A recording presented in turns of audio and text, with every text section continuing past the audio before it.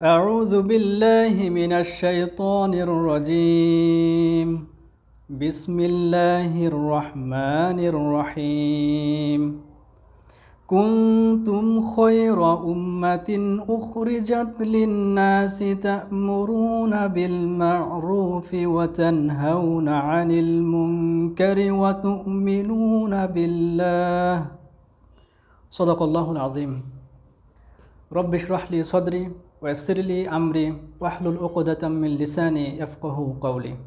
একটি সমাজ তৈরি হয় কয়েকটি পরিবারের সমষ্টি মিলে, এবং একটি পরিবার তৈরি হয় কয়েকটি ব্যক্তি মিলে।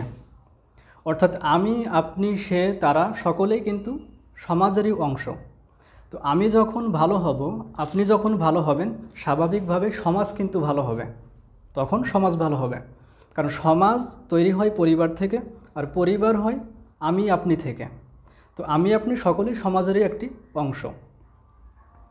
ঠিক একইভাবে যখন আমি আপনি খারাপ হব, আমি আপনি যখন অনৈতিকতার পদস্খলনে চলে যাব, তখন কিন্তু সমাজও সেই দিকে চলে যাবে।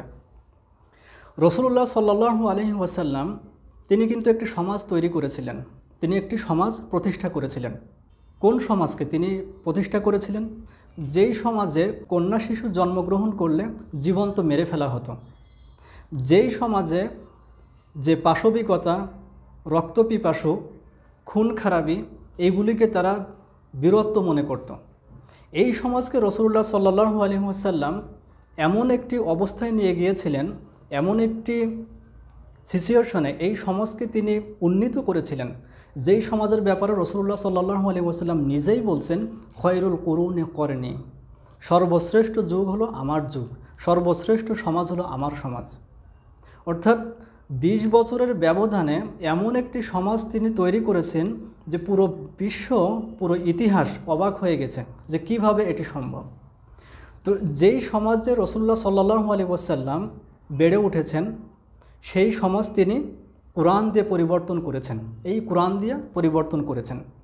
সেই সমাজের মানুষদের কথা আল্লাহ সুবহানাহু ওয়া তাআলা বলতে যে তিনি বলছেন, কুনতুম খয়রা উম্মাত, তোমরা হলো সর্বশ্রেষ্ঠ জাতি।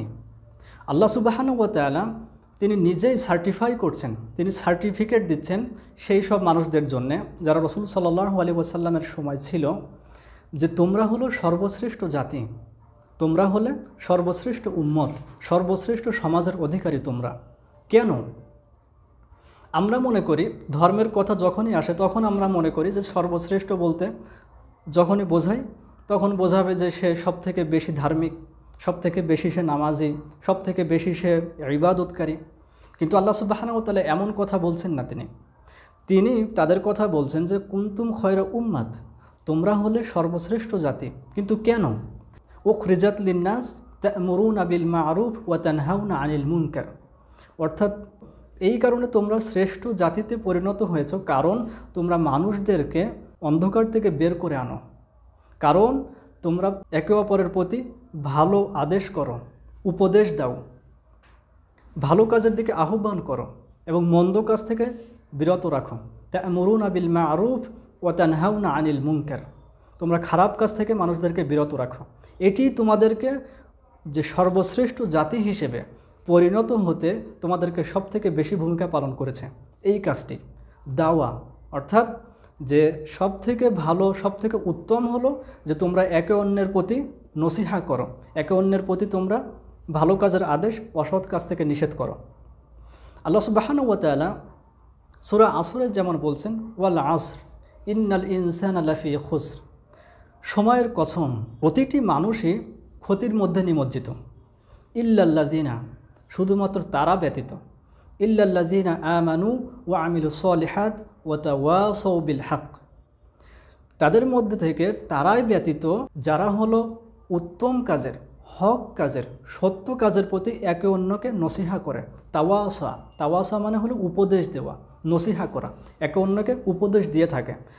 আল্লাহ সুবহানাহু ওয়া তাআলা বলছেন 4 শ্রেণী মানুষ ব্যতীত সমস্ত মানুষই ক্ষতির মধ্যে নিমজ্জিত, অর্থাৎ তারা ক্ষতিগ্রস্ত হতেই আছে। কিন্তু তারা ব্যতীত যারা নেক কাজ করে এবং যারা সত্যের উপদেশ দেয় এবং সবরের, ধৈর্য ধারণের উপদেশ দেয়। তো ধৈর্য বা মানুষকে আহ্বান করার এটি কিন্তু সহজ কোনো বিষয় না। আল্লাহ সুবহানাহু ওয়া তাআলা স্বয়ং সেই উম্মাহকে তিনি বলছেন যে তোমরা হলো সর্বশ্রেষ্ঠ জাতি, কারণ তোমরা মানুষদেরকে সত্যের দিকে আহ্বান করো, তোমরা ভালো কাজের আহ্বান করো, ভালো কাজের প্রতি তোমরা মানুষদেরকে নিয়ে আসো এবং খারাপ কাজের থেকে মানুষদেরকে রক্ষা করো। বর্তমান সময়ে আমরা কিন্তু এই জায়গায় সবথেকে বেশি অবহেলিত। আমরা কিন্তু সবথেকে বেশি পরিমাণে আমাদের যে ল্যাক বর্তমান সমাজে, মুসলিম সমাজের, অমুসলিম দূরের কথা, মুসলিম সমাজের সবথেকে বড় ল্যাক হলো এই ল্যাকটি। তারা যে জিনিসটি এখন সবথেকে বেশি ভয় পায় সেটি হলো আহ্বান করা, মানুষকে সত্যের দিকে, মানুষকে নসিহা করা, প্রকৃত অর্থেই নসিহা করা। আপনি যদি লক্ষ্য করেন যে গ্রাম এবং শহর এই দুইটির তুলনামূলকভাবে যদি আপনি লক্ষ্য করেন যে দেখবেন শহরে কিন্তু পাপের প্রবণতা বেশি গ্রামের থেকে। গ্রামে যে হয় না এমন না, গ্রামেও পাপ হয়, তবে গ্রামের থেকে শহরের যে পাপের ধারাবাহিকতা, পাপ কিন্তু বেশি হয়। কেন? কারণ গ্রামের মানুষ একত্র থাকে, প্রতিনিয়ত দেখা হয়, সাক্ষাৎ হয়, কথাবার্তা হয়, তারা আলাপ আলোচনা হয়, মসজিদে দেখা হয়।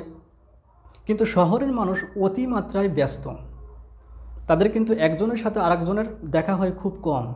তারা পার্টি করার জন্যে, অথবা তারা গেট টুগেদার করার জন্যে, অথবা তারা ঘোরার জন্যে তারা একত্রে হয়। শহরের মানুষ কিন্তু যে আজকে একটি ভালো উদ্যোগ নিব, আজকে আমরা এই নসিহামূলক আলোচনা শুনব, আমরা নৈতিকভাবে যে আমাদের সন্তানরা যেন পদস্খলন না হয়ে যায় সেই জন্য আমরা সকলেই একসাথে হয়ে কিছু আলাপ আলোচনা করব, এটা কিন্তু খুবই কম, এটা খুবই কম। তারা যে জন্যে একত্রিত হয় সেটি হলো তাদের আনন্দ, ভোগ বিলাস, এবং এর বাইরে সব দিক থেকে তারা কিন্তু তারা ব্যক্তিকেন্দ্রিক। অর্থাৎ শহরের মানুষের মধ্যে যে জিনিসটি সবথেকে বেশি সেটি হলো ব্যক্তিকেন্দ্রিক। তারা নিজেরা থাকতে ভালোবাসে, ব্যাস আমি ভালো আছি এটাই যথেষ্ট, আমি, আমার সন্তান, আমার স্বামী, আমার স্ত্রী এটাই ভালো আছি, ব্যাস, এর বাইরে আর কিছু বলার দরকার নেই। আমি কেন তার কথা বলে, তার ভালো কাজের কথা বলে আমি তার কাছে খারাপ হব? আমি কেন তাকে এই উপদেশ দিয়ে তার কাছে আমি শত্রু হয়ে যাব? এই জন্য দেখবেন যে এই যে প্রবণতাটা, এটিকে বলা হয় ব্যক্তিকেন্দ্রিক। এটি হলো ব্যক্তিকেন্দ্রিক। আপনি সবসময় আপনার মধ্যে থাকতে চান, আপনি আপনার সমাজ নিয়ে, আপনার আশেপাশের মানুষ নিয়ে ভাবতে চান না। তো এই কারণে গ্রামের থেকে শহরের কিন্তু পাপের হার বেশি থাকে, কারণ শহরে যে যার মতো, সে যা পারে করুক, আমার এত দেখার বিষয় না। গ্রামেও ঠিক একই অবস্থা হচ্ছে দিন দিন। গ্রামেও দেখবেন যে এখন কেউ কোনো খারাপ কাজ করছে, কেউ বলবে না যে তুমি এটা করো না, কারণ তার মনে হবে যে এটি করলে আমি তার কাছে শত্রু হয়ে যাব বা সে আমাকে ভুল বুঝবে। কিন্তু আল্লাহ সুবহানাহু ওয়া তাআলা বলছেন, না না, এটি তোমাদের জন্য কল্যাণকর নয়। তোমাদের পূর্ববর্তী যে জাতি মুহাম্মদ সাল্লাল্লাহু আলাইহি ওয়াসাল্লাম যে জাতি গঠন করে গেছেন, সেই জাতির কিন্তু মূল বৈশিষ্ট্য ছিল তারা ভালো কাজের আদেশ করা, অন্যায় কাজ থেকে দূরে রাখা। ভালো কাজের আদেশ করা, অন্যায় কাজ থেকে দূরে রাখা। তো তা'মুরুনা বিল মা'রুফ ওয়া তানহাউনা আনিল মুনকার অর্থ হলো যে খারাপ কাজ থেকে বিরত রাখা। কিন্তু মুনকার বলতে শুধুমাত্র খারাপ কাজ বোঝায় না।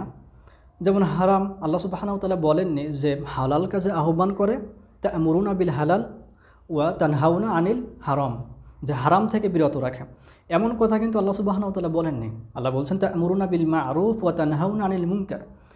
মুনকার শব্দটি আসছে নাকরুন শব্দ থেকে, নুন কাফ র, যার অর্থ হলো অপছন্দনীয়, যার আরেকটি অর্থ হলো আদব আখলাকের দিক থেকে যেটি অপছন্দনীয় সেই বিষয়েও মানুষ বিরত রাখার চেষ্টা করে। আপনার সন্তান গুরুজনদের দেখে এখন তেমনটি সালাম দেয় না, তাদের সাথে হাসি মুখে কথা বলে না, তাদের সাথে খুব উৎফুল্লভাবে কথা বলে না, সবসময় মোবাইলে ব্যস্ত, অথবা সে আত্মীয় আসলে, অথবা সে অন্য কোথাও গেলে সে সবসময় নিজের মধ্যে আছে। এই জিনিসটি আমাদের ছোটোদেরকে আস্তে আস্তে কিন্তু একাকিত্ব তৈরি করে। সে সবসময় নিজের ভেতরে বাস করে। এই জিনিস থেকেও আপনি তাদেরকে রক্ষা করবেন, তাদেরকে বলবেন, এটির নামও হলো মুনকার। অর্থাৎ মুনকার শুধুমাত্র যে খারাপ কাজ, যে জেনা, ব্যভিচার, মদ, জুয়া, এইগুলি শুধু মুনকার। মুনকার এমন না। মুনকার মানে হলো যে জিনিস আমাদের আদব আখলাককে আরও অধপতিত করে, আদব আখলাককে আরও অধপতিত করে। আমাদের পূর্ববর্তী বাপ চাচাদের দিকে যদি তাকান, তারা কত বেশি বিনয়ী ছিলেন তাদের শিক্ষকের সাথে, তাদের বাবা মার সাথে, তাদের প্রতিবেশীর সাথে, তাদের বন্ধুবান্ধবের সাথে। কিন্তু এখন কি অবস্থা? এখন আমরা দেখি যে স্যারের সাথে ছাত্রী, স্টুডেন্টের সাথে স্যারের যে অন্যরকম একটা সম্পর্ক তৈরি হয়ে গেছে, যে সম্মানের যে জায়গা, আদবের যে জায়গা, সেই জায়গাটি কিন্তু এখন আর নেই। কেন নেই? কারণ তানহাউনা আনিল মুরকার এখানে অনুপস্থিত, তা'মুরুনা বিল মা'রুফ এখানে অনুপস্থিত। তো আমাদেরকে আদব আখলাকের জন্যেও শুধুমাত্র অনৈতিক যে মদ, জুয়া, খারাপ, সিগারেট এইগুলোই খাই, এখান থেকে আমাদেরকে ফিরাই রাখতে হবে এমন না। আমাদের আদব আখলাকও যেন উন্নত হয়। আদব আখলাকের জন্যেও আমাদের সন্তানদেরকে, আমাদের পরবর্তী প্রজন্মদের জন্যে, আমাদের আশেপাশের মানুষকে এই বিষয়ে আহ্বান করতে হবে। এবং আদবের জন্যও সে যেন আস্তে আস্তে আরও ভালো আদববান শিষ্টাচার ব্যক্তি হিসেবে সে গড়ে ওঠে, এই জন্যও আমাদেরকে তাদেরকে জানাতে হবে। এবং আদবের বিপরীতে যে বেয়াদবিপূর্ণ আচরণ, কটু কথা বলা, অশ্লীল কথা বলা, এরপরে অহেতুক সময় নষ্ট, এই বিষয়গুলি থেকে তাদেরকে সতর্ক করতে হবে। এটার নামও হলো তানহাউনা আনিল মুনকার। তো আল্লাহ সুবহানাহু ওয়া তাআলা আমাদেরকে রাসূলুল্লাহ সাল্লাল্লাহু আলাইহি ওয়াসাল্লাম যেমন সমাজ প্রতিষ্ঠা করেছিলেন এই কোরআন দিয়ে, সেই কোরআন দিয়ে যেন আমরা আমাদের এই সমাজকে প্রতিষ্ঠা করতে পারি। আমাদেরকে এগিয়ে আসতে হবে এই দিকে। আল্লাহ সুবহানাহু ওয়া তাআলা এই সূরাতেই বেশ কিছু আয়াতে তিনি বলছেন যে তোমাদের মধ্য থেকে এমন একটি দল বের হওয়া উচিত যারা মানুষদেরকে ভালো পথে আহ্বান করবে, আহ্বান করবে। সকলেই যদি টাকা, সকলেই যদি সম্পদ, সকলেই যদি সম্মানের জন্য ছোটে, তাহলে এই কোরআনের জন্য কে কাজ করবে? আল্লাহ এর আগেই তিনি বলছেন, ওয়াল তাকুম মিনকুম উম্মাত, যে তোমাদের মধ্যে থেকে একটি উম্মত বের হওয়া উচিত, জাতি বের হওয়া উচিত, কিছু মানুষ বের হওয়া উচিত যারা মানুষদেরকে ভালো পথে আহ্বান করবে, খারাপ থেকে মানুষদেরকে বিরত রাখবে। তো আল্লাহ সুবহানাহু ওয়া তাআলা রাসূলুল্লাহ সাল্লাল্লাহু আলাইহি ওয়াসাল্লাম যেমন সমাজ প্রতিষ্ঠা করেছিলেন এই কোরআন দিয়ে, আমরাও যেন এই কোরআন দিয়ে তেমন একটি সমাজ প্রতিষ্ঠা করতে পারি, তেমন একটি সমাজ রেখে যেতে পারি। আল্লাহ সুবহানাহু ওয়া তাআলা সেই তৌফিক দান করুন। আমিন। আসসালামু আলাইকুম ওয়া রাহমাতুল্লাহি ওয়া বারাকাতুহু।